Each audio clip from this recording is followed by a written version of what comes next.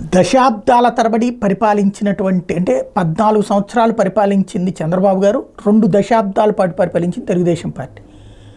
6 సంవత్సరాల పాటు పరిపాలించిన రాజశేఖర్ రెడ్డి, ఆ తర్వాత అధికారంలోకి వచ్చి 5 ఏళ్ళు పరిపాలించినటువంటి జగన్మోహన్ రెడ్డి.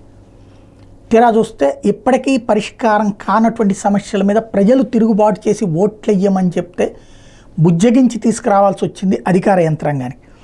ఏళ్లు గడుస్తున్న తమ డిమాండ్లను ప్రజాప్రతినిధులు పట్టించుకోవటం లేదంటే రాష్ట్రంలో పలు చోట ఓటర్ల పోలింగ్ను బహిష్కరించారు. అధికారులు జోక్యం చేసుకుని సర్ది చెప్పడంతో ఆందోళన విరమించి ఓటు హక్కు వినియోగించుకున్నారు. కిలివేటి సంజీవయ్యకి 2 సార్లు ఓటేసి ఎమ్మెల్యేని చేసిన తమకు రోడ్ల సదుపాయం కల్పించలేని తిరుపతి జిల్లా నాయుడుపేట మండలం కమ్మవారిపాలెం గ్రామస్తులు ఓట్లేకుండా నిరసన తెలిపారు.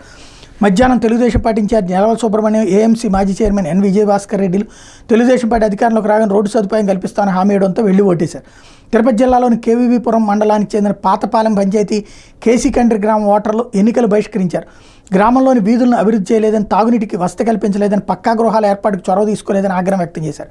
ఎంపీడీఓ రెడ్డయ్య, తహసీల్దార్ శ్రీరాములు నాయక్ గ్రామానికి చేరుకుని వాళ్ళని బుజ్జగించారు. ఎన్నికల ప్రక్రియ పూర్తి కాగానే సమస్యల మీద శ్రద్ధ తీసుకుంటామని చెప్పడంతో ఓటింగ్లో పాల్గొన్నారు. మైదాన ప్రాంతంలోని గిరిజన గ్రామాల కేఆర్పురం ఐటీడీఏ పరిధిలో చేర్చాలని డిమాండ్ చేస్తూ ఏలూరు జిల్లా కొయ్యలగూడెం మండలం సరిపల్లి పంచాయతీ వంకబత్తప్పగూడెం గ్రామస్తులు పోలింగ్ను బహిష్కరించారు. సమాచారం అందుకున్న ఏఆర్ఓ తహసీల్దార్ కె రాజ్యలక్ష్మి గ్రామస్తులతో చర్చించారు.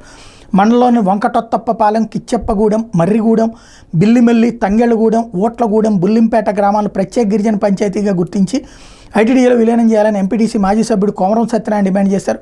ఆందోళన విరమించి పోలింగ్ పాలలో పాల్గొనాలని తహసీల్దార్ విజ్ఞప్తి చేయడంతో ఓటు వేయడానికి ఒప్పుకున్నారు. ఎస్సీ కాలనీకి వెళ్లేందుకు రహదారి సౌకర్యం కల్పించకపోవడాన్ని నిరసిస్తూ ఏలూరు జిల్లా చింతలపూడి మండలం దేశవరం గ్రామస్తులు పోలింగ్ బహిష్కరించేందుకు సిద్ధపడ్డారు. ఆ మార్గానికి అడ్డుగా చెక్కలు, దిమ్మెలు పెట్టి నిరసన తెలిపారు. తహసీల్దార్ గోపాలకృష్ణ గ్రామానికి వచ్చి వాళ్ళతో మాట్లాడారు. రహదారి నిర్మాణానికి చర్యలు తీసుకుంటామని, ఓటు వేసేందుకు రావాలనుకోవడంతో ఆందోళన విరమించి ఓటు హక్కు వినియోగించుకున్నారు.